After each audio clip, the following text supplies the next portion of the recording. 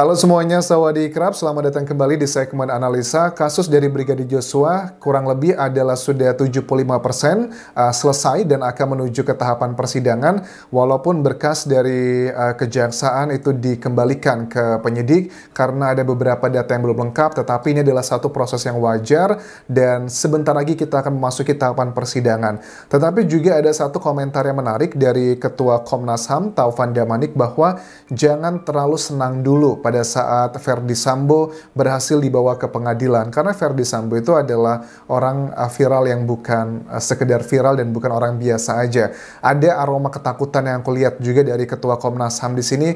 Apakah ini berhubungan dengan rekomendasi yang telah dia berikan lembaganya, tepatnya dari Komnas HAM dan juga Komnas Perempuan, yang menyatakan bahwa rekomendasinya adalah telah terjadi tindakan pelecehan seksual yang dilakukan oleh Brigadir Joshua di Magelang. Itu adalah dugaannya. Sudah aku bahas di video sebelumnya. Secara umum aku tidak begitu percaya. Kenapa tidak percaya? Silahkan cek di video sebelumnya. Apakah ini salah satu hal yang ngebuat Ketua Komnas HAM agak sedikit takut ya dengan si Ferdy Sambo? Ya memang kita harus akui ya bahwa dia memiliki powerful yang luar biasa, harta juga yang banyak, networking juga yang sangat baik. Tetapi sebelum kita bahas lebih lanjut teman-teman, aku mau mengingatkan, jangan lupa please subscribe channel YouTube ini, karena baru sekitar 28% aja para penonton yang sudah pencet tombol subscribe. Sisanya belum, baru cuma nonton. Jadi please subscribe channel YouTube ini, follow juga Facebook page ini juga teman-teman. Oke, sekarang kita update satu persatu. Sebelum kita menuju ke sana, kita sudah tahu bahwa sejumlah media massa, misalnya TV One juga sudah mengabarkan tentang detik-detik pada saat Ferdy Sambo akan melakukan eksekusi ke Brigadir Joshua. Irjen Ferdy Sambo itu menjambak Brigadir Joshua dan teriak suruh jongkok. Dijambak, kemudian suruh jongkok. Bagian ini yang akan aku bahas adalah begini, kalau dari hasil otopsi kan tidak ada luka kekerasan yang diakibatkan dari lainnya atau penganiayaan, istilahnya seperti itu, tetapi semuanya adalah karena kekerasan senjata tajam, artinya karena ditembak lah semuanya. Tetapi ada bagian di mana ada satu fakta yang ini sudah dikonfirmasi sendiri dari Baradae, bahwa Irjen Ferdy Sambo itu sempat menjambak. Nah, kalau menjambak itu kan artinya indikasi kekerasan. Memang kalau di otopsi tidak akan kelihatan, karena jambakan itu kan yang hanya dirasakan tuh oleh si korban adalah rasa sakitnya, tidak meninggalkan bekas pada saat otopsi. Tetapi dari bagian awal ini, kalau sudah dijambak kan, apakah mungkin cuma dijambak doang? Adakah diseretnya, ditonjokinnya, atau diapakannya? Itu kan juga pasti akan meninggalkan bekas di tubuh Brigadir Joshua. Tetapi ya ini adalah bagian otopsi. Kita harus mengapresiasi para expertis yang membahas mengenai ini. Aku sih berharap bahwa tidak ada hal yang disembunyikan lagi. Kalau dari Dr. Ade juga sudah menegaskan, yang dijelaskan saat ini itu mereka tidak pernah mengatakan bahwa tidak ada penganiayaan, tetapi ada bahasa terminologinya, karena dari otopsi itu tidak mau memberikan judgement penganiayaan atau bukan, tetapi mengenai luka-lukanya itu penyebabnya apa saja sih, kalau itu penganiayaan atau bukan, nanti itu akan dibuka di persidangan. Well, mudah-mudahan semuanya adalah kebenaran tanpa ada yang ditutup-tutupi. Kemudian juga pada saat di berita ini juga kan ada keterangan bahwa teriak ke Baradae, yaitu adalah Ferdy Sambo, teriak woi tembak woi, emosional, marah-marah, kemudian menjambak. Kok kayaknya nggak make sense kalau cuma ngejambak, marah-marah doang, tidak ditempelengin atau tidak ditonjokin atau sebagainya.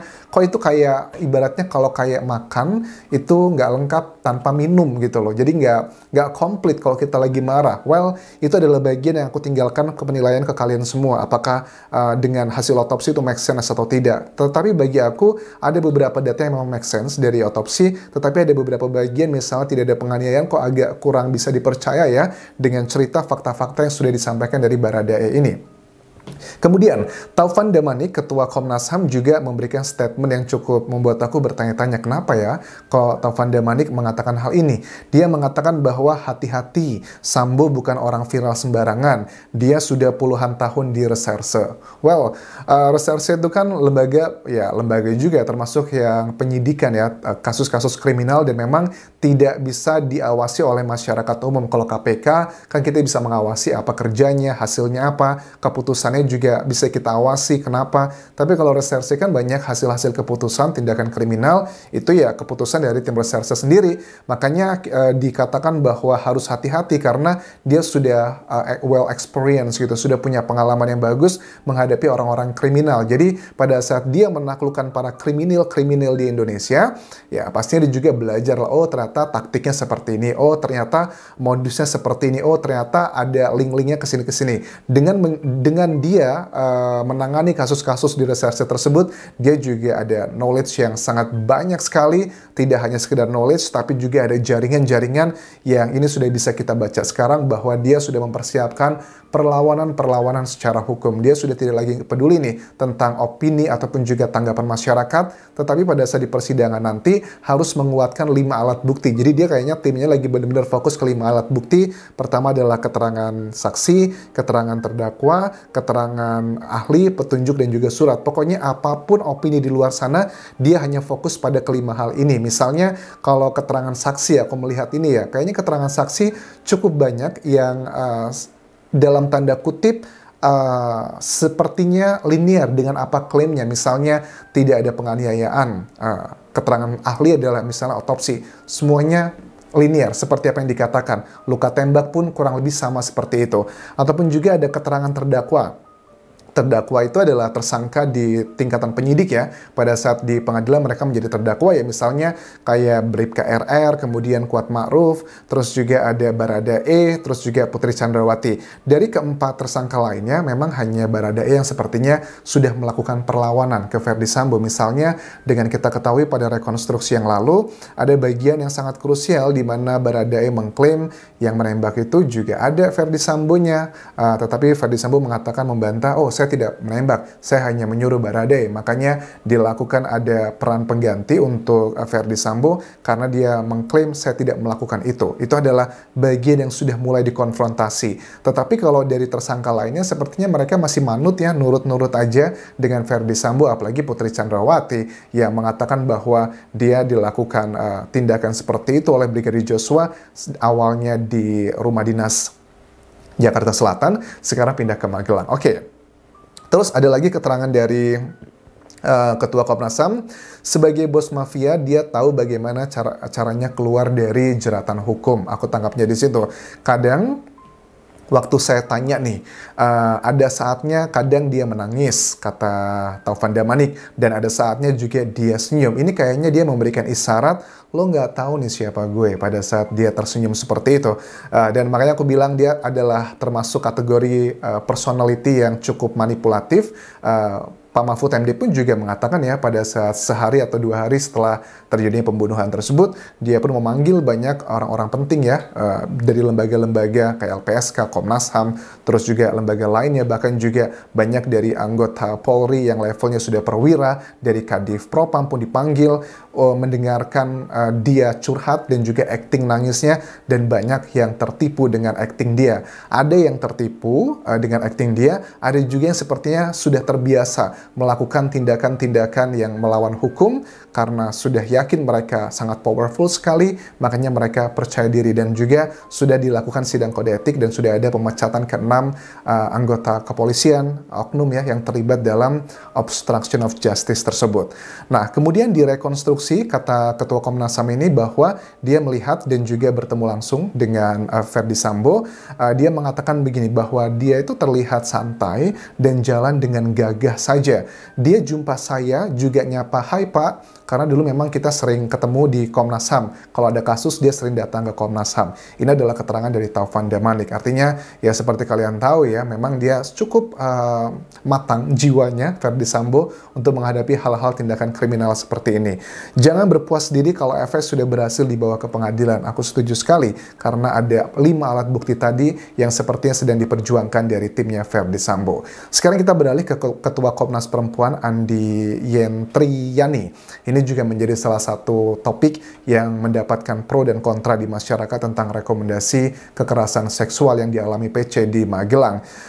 Kewenangan penyidikan ada di penyidik, bukan kami. Pada saat ditanya oleh pengacara dari Brigadir Joshua berkali-kali di berbagai media massa, buktinya apa dong kalau terjadi pelecehan tersebut? Kalau hanya berdasarkan keterangan dari saksi, mau 1000 saksi pun itu tidak akan berguna kalau menurut Pak Susno Duaji. Harus ada alat bukti yang lain, yang misalnya CCTV ataupun juga handphone. Ya, teman-teman kan pada komentar tuh, kalau memang seandainya itu beneran, gak ada kebohongan, kenapa sih HP-nya para ajudan dan asisten rumah tangga diganti semuanya, HP-nya Brigadir Joshua dihilangkan, laptop semuanya, kenapa CCTV dihancurkan? Kalau memang benar ada adegan seperti itu, justru bagus dong buat mendukung statementnya dari Putri Chandrawati, menunjukkan, wah bener nih dia dilakukan pelecehan. Tapi kok ini ada kata-kata dan action itu bertolak belakang. Kalau aku mengalami hal seperti itu, wah akan aku cari tuh CCTV-nya dimanapun berada, ada gitu kan ya, sudah jelas-jelas itu dirusak, termasuk bagian obstruction of justice, ya harus ditunjukkan. Tapi ini berbalik semuanya, makanya